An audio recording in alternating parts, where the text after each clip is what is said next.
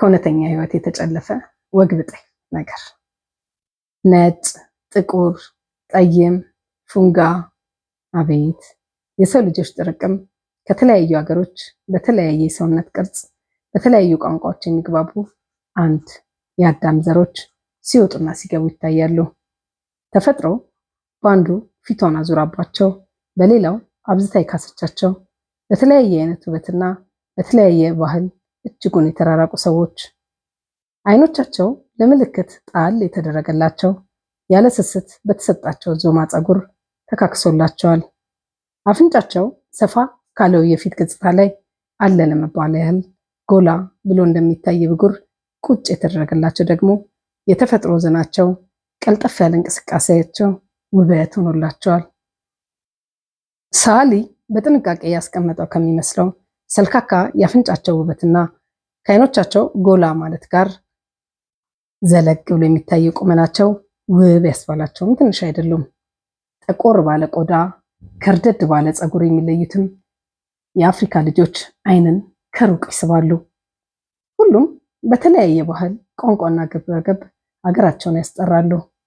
የሚገርመው ግን ሁሉም በተለያየ ችግርና የህይወት ውጣ ውረድ ምክንያት የተሰባሰቡ መሆናቸው ነው።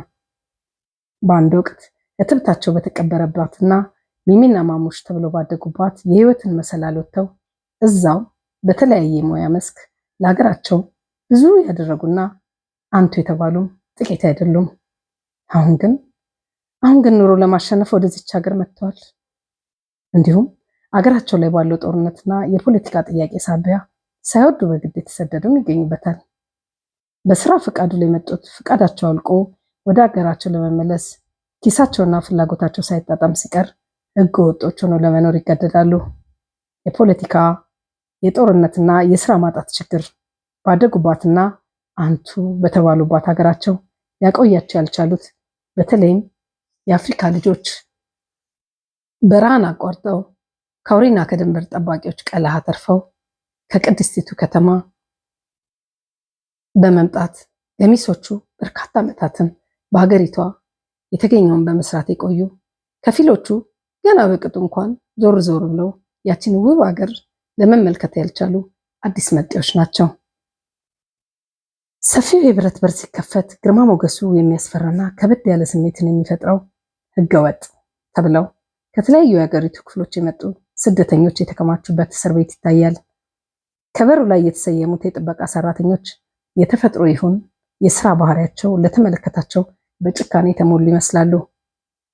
በቤታቸው እንደተኙ በበር ድብደባ የባነኑት ያለቻቸውን ጥሪት ለቃቅመው በድንጋጤ ወዝና ውበታቸው ጠፍቶ በእንባ የቀሉትን አይኖቻቸውን ሩቅ ሩቅ ልከው እንደሚታዘዙት ያደርጋሉ።